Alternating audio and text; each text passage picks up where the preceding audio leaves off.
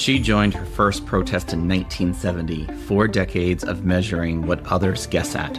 While inclusion leaders pivoted, Chris Jones doubled down. She shows you how to make pretty good trouble. This episode delivers the language and moral clarity to keep going.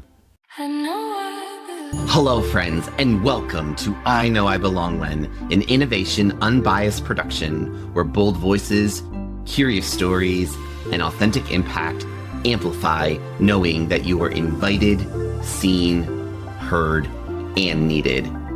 Our conversations go from the boardrooms to the break rooms, from the sidewalks to our living rooms, from our relationships to ourselves. We explore the full spectrum of belonging, the joy of being seen, the pain of being left out, and the courage it takes to build spaces where every identity is welcomed, valued, and loved. We also hold space for each of our unique identities to joyfully prosper and thrive. I am your host, Christopher Bylone, someone who believes knowing you belong is a birthright.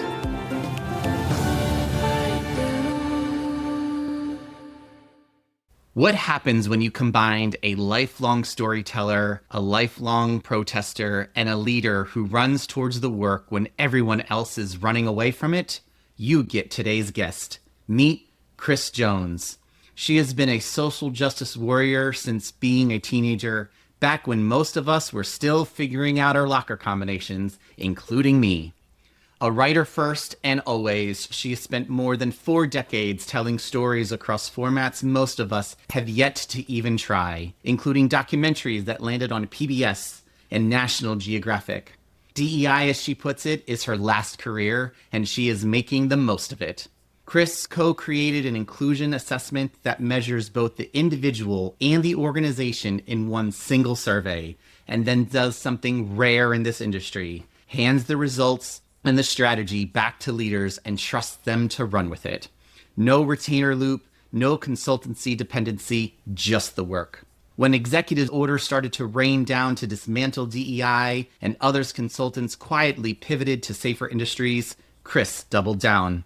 She launched a second year of her free webinar series called DEI For Real, partnered with an employment attorney to help leaders understand what is legal and what is not, how to minimize risk in turbulent times. Spectra Diversity, the company she co-built, is celebrating its 10th anniversary in 2026. She has been in this industry long before Spectra existed, and she is not going anywhere just yet. Outside the work, Chris sings in a choir. She is in 2 book clubs. One of them is a Zoom gathering of British women scattered across the globe because, of course it is. She has 2 grandchildren, keeping the perspective sharp. She has been showing up in the streets for decades, anti-war, anti-family separation, pro-LGBT, no kings, you name the cause, and she has been there with a sign and a voice. If there is a fight worth fighting, Chris is in it. Friends, there is a part of you that has been holding the line quietly for years. The part that knows better, fights smarter, and refuses to fold. Today, that part gets you a kindred spirit. Grab your picket sign and your megaphone because this conversation is going to release the rebel inside of all of us. Chris, welcome to I Know I Belong When. Thank you so much, Christopher. And, you know, one of the things that struck me when you were reading that lovely introduction was the pride I have in being from Minnesota. As you've seen in the news, Minnesota was targeted for ICE, and, you know, you could drive around anywhere in Minnesota, Minneapolis specifically, and see grandmothers standing on the corner, just waiting in case ICE drove by. They were the warning system. Grandmothers in their parkas standing on corners. So I come by this as a Minnesotan. I mean, it's like in my DNA somehow. That's awesome. Thank you for the introduction. Oh, and thank you for doing that work. Really, really important to keep our community safe in these very, very trying times. So I do really appreciate you holding that mantle. So for 40 years of writing, decades of protesting, documentaries on PBS and National Geographic, and now a decade of building an assessment that measures inclusion at the individual and organizational level, Take us back to the moment you knew DEI was going to be what you're calling your last career. What made it feel like a homecoming rather than a pivot? Well, when we founded it, there were three of us that founded the organization, and we were all doing our other side jobs. Mine was instructional design and writing. The other one of them was a facilitator. The other one was a coach. And George Floyd was kind of a pivot point because we were in this before George Floyd, but when George Floyd was killed, everybody jumped on the bandwagon and we got so busy. So it was bandwagon time, and my partners decided that, they really wanted to keep their other jobs. And I said, no, I can let my instructional design work. I can let that go. I want this to be my full-time, I'm going to do this job. So, I stuck with it and kind of doubled down, bought out my other partners, and started running it by myself. Oh, that's awesome. Does that answer your question? It does. It does. Okay. It does very beautifully. Okay. I mean, it's one of those things where, I can remember the murder of George Floyd and what was going on that summer as well. I mean, I was in my own chief diversity officer seat, and I could remember the conversations that were before and the conversations that were after. And once again, this is Minneapolis. It's like, why do we have to be the center of all that stuff? I don't know. I can appreciate that. I can appreciate that. So I do truly appreciate that you really dived all in. So the line social justice warrior since teenage years, where does that come from? It started, because I had to really think about this, it started in 1970. And if you want to do the math on that, that's when I graduated from high school. And one of our high school graduates, 2 years before me, a gentleman by the name of Bob Benedict, he started the first in Minnesota Earth Day. So I got involved in the first Earth Day, which was 1970. Bob went on to become the mayor of Bloomington, the city I grew up in, when he was 23 years old. So he kind of kept going with his efforts. But that was my first time when I thought, I need to take a stand. I can march. I can make a poster. I have a lot of posters now. I didn't keep them all, but for a while I had them tacked up on the inside of my garage. Here's this one, here's that one. Oh, that's awesome. So yeah, but it was Earth Day. And then right after that it was Vietnam. And actually, when I heard about Nixon resigning, I was working in Glacier National Park. I was a park employee. This is before cell phones. And in the park, you couldn't get any reception, like not even a radio.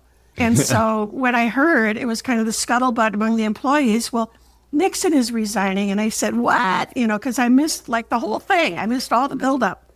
So yeah, that was pretty surprising.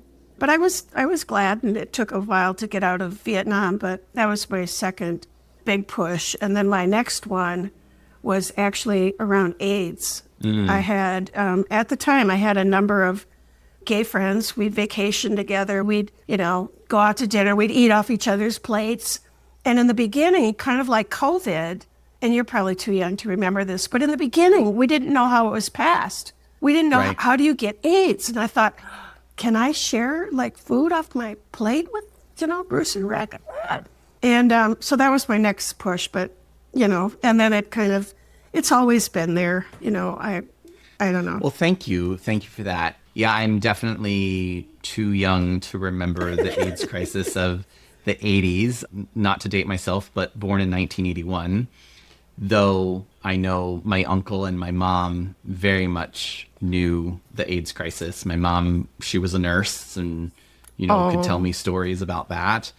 So definitely I understand it, and hopefully history will never repeat itself. But we have to keep vigilant and make sure that we keep good access to healthcare and educate people on how to have safer sex. So, thank you for the work that you did back then and continue to do. Well, and when COVID happened, it was familiar to me because once again, something is spreading. You don't know how it's spreading. You don't know how to catch it, how to prevent, it was just a big unknown for a while. Although we did have Mark Osterholm in our backyard. So he was he's the epidemiologist from the U of M. Yep. And he came to our book club, but he predicted it. He said, when the next pandemic comes, it's going to come, and here's what's going to happen. And he predicted the whole darn thing. Oh, wow. Yeah. Wow. Yeah. I wish I could remember the name of his book, but anyway, yeah. It was very similar. It was same. History doesn't repeat itself, but it rhymes. It does. It does rhyme. It does rhyme. So speaking of rhyming, as a writer for more than 4 decades, you have put thousands of names on a page, yours included. How does it land differently when your name is the byline versus when it appears in somebody else's story? My name is hardly ever in the byline.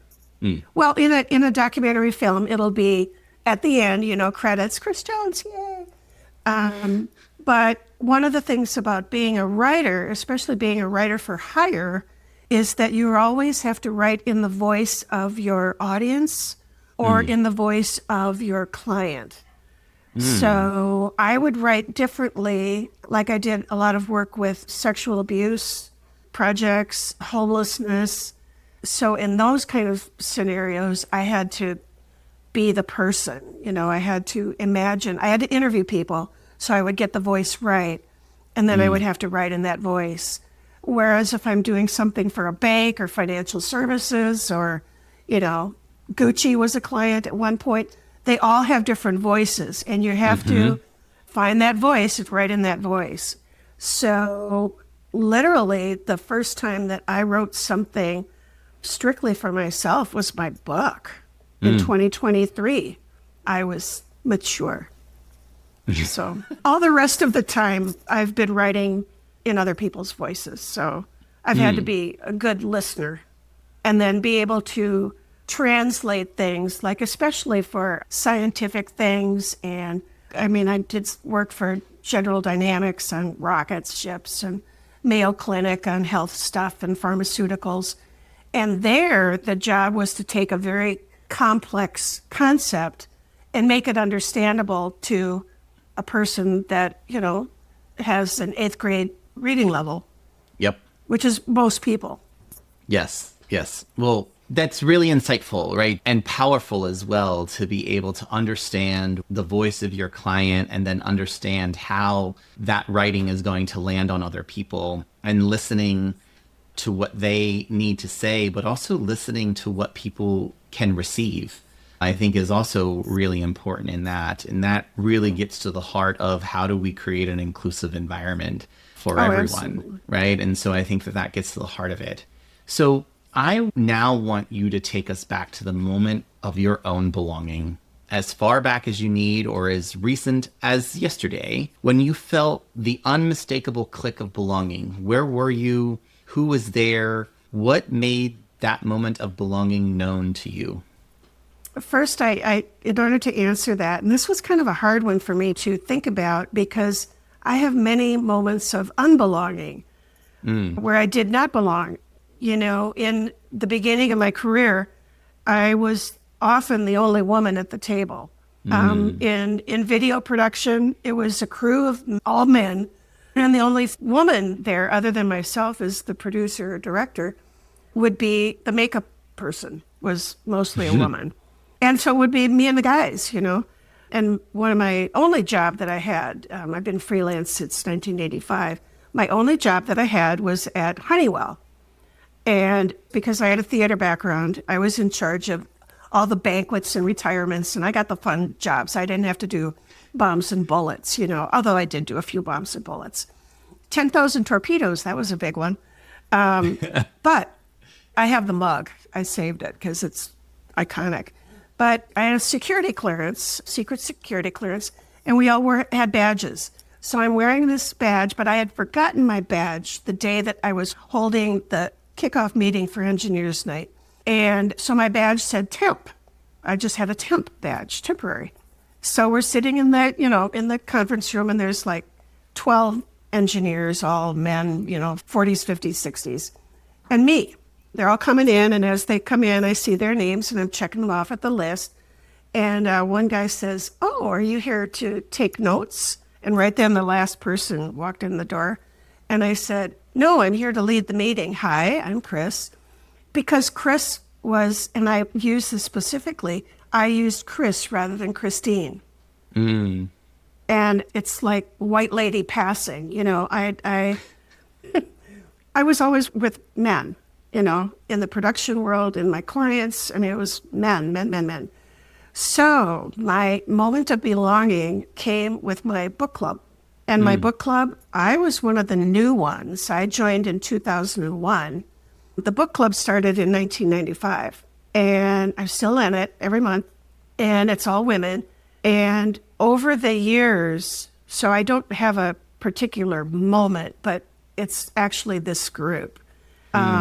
We've been through birth, death, cancer, divorce. One of our members died. Parents have died. Children have been born and have gone to school, graduated, and married. We've just been through everything. And in that group, I belong. We tell each other everything. And we're not one of those book clubs that gets together and has wine and eats food. We actually talk about the book. So Shocker. although we do have wine, but I would have to say it's my book club is where I have felt that I truly belong. I'm a member. They care about me. I care about them. And that's my safe space. Well, we all need a safe space so that we do, right? So your work measures belonging at scale. How does measuring it for organizations change the way you recognize belonging for yourself? One thing is when you're looking at the data, the people who are not feeling like they belong, it shows up in the data as plain as the nose on your face. It's like them, you can just point to them. And it's not always the same people. Sometimes it is like one of my colleagues was called in to do race training. And she said, we could do race training, but let's measure first. And their company actually didn't have a race problem, but they did have a generational problem. The generations were button heads and not getting along. So if you aren't looking at the data, you don't really know what is what. But once you see it, it's literally plain as day. And one of the ways that it helps is that I am now much, much, much more aware of areas where I have my own privilege and where I have my own non-belonging. I used to only be able to recognize it when I was looking in the rearview mirror, but now I can sometimes spot it in the moment when it's happening. That's new for me. Like, do I have time for a quick little story? Yeah, no, absolutely. Okay, this quick little story. So, white privilege. I was visiting my daughter. She was in a new neighborhood, and she was late. I had been driving around all morning drinking coffee. So I had to use the restroom. It's like I couldn't get in her house, and I didn't know the neighborhood. So I started driving around. I'll just find a gas station or whatever. I couldn't find anything. And I'm going to have to find a bush and get out of the car. And I saw a golf course. And of course, a golf course has a golf club, And I thought, I can go in there. And as I was going in, I thought, I'm not wearing golf shoes. I don't look like a golfer, but they're going to let me in. Nobody's going to question me. I can walk in here and use the restroom because of my demographic, that I'm a non-threatening looking woman, And, if one of my Black colleagues were to do the same thing, somebody might say, excuse me, can I help you? Yes. And so I recognized it in the moment. And so that sort of thing happens now much more often because I've seen the different people that do not feel a sense of belonging. So I can act as an ally more easily and be able to spot my own privilege in the moment. That's really powerful because I think those of us who come from places of privilege, we have to understand what our privilege has given us and how do we use that privilege for good, right? How are we helping to make this world a better place? And it's one of the reasons why I do this work that I do, right? I recognize that I'm a white guy. Yeah, I happen to be gay. I happen to have a disability, but my whiteness and my maleness precedes me. And it has more often than not opened doors that probably should not have been opened in the first place. And That's why I'm Chris and not Christine. To wear that other mantle, to have that other identifier, you know?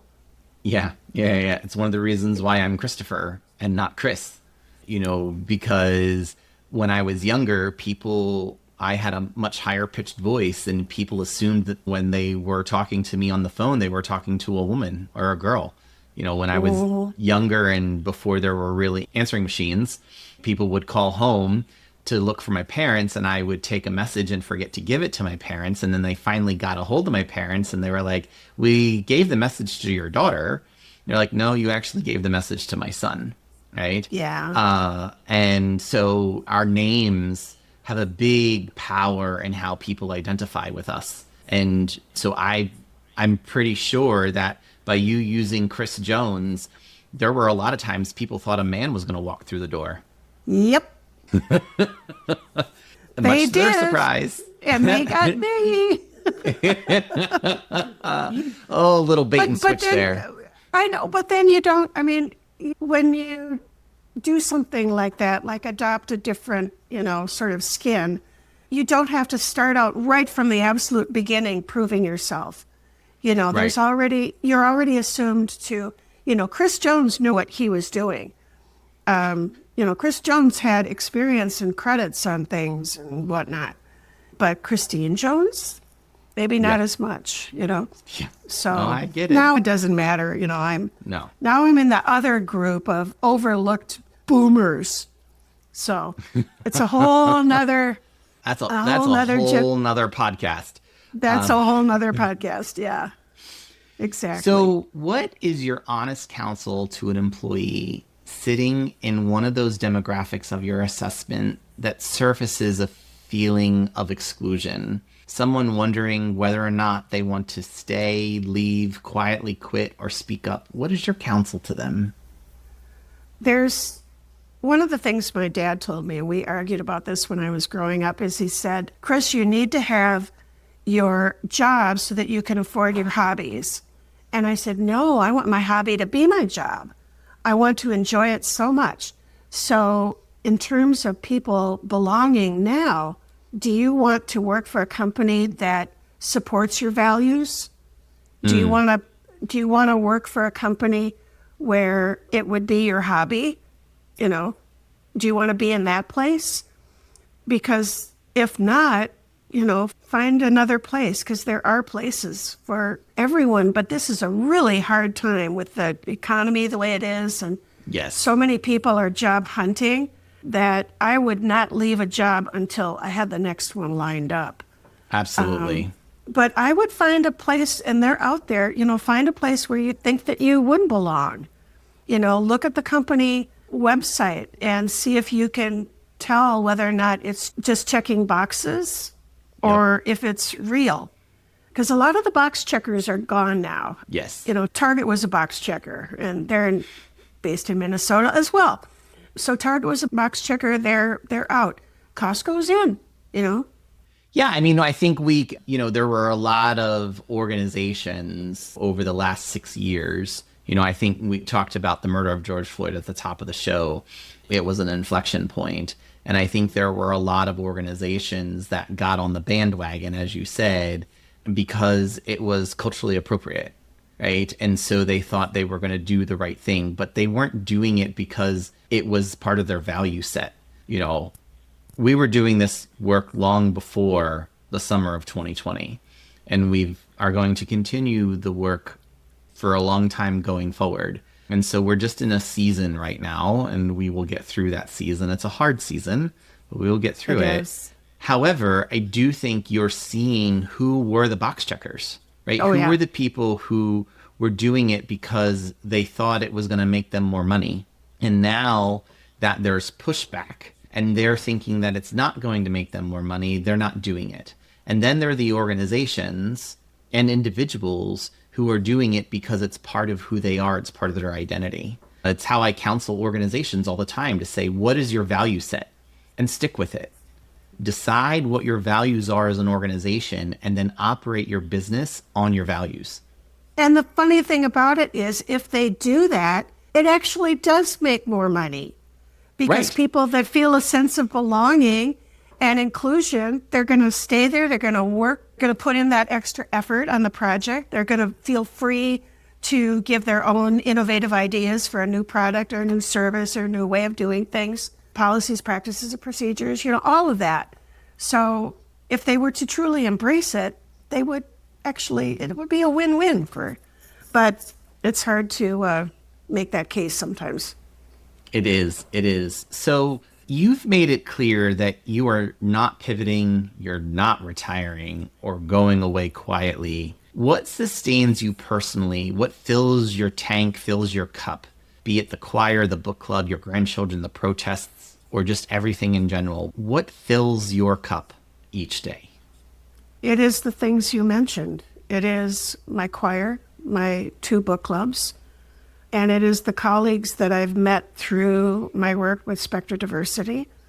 And you have to take a little bit of all of that and find things in your real life that will sustain you. My grandchildren, they're little people, 2.5 and 5. And in addition to giving me every little germy cold and cough and flu and whatever they get, they share with me more, which is Swedish for mother's mother.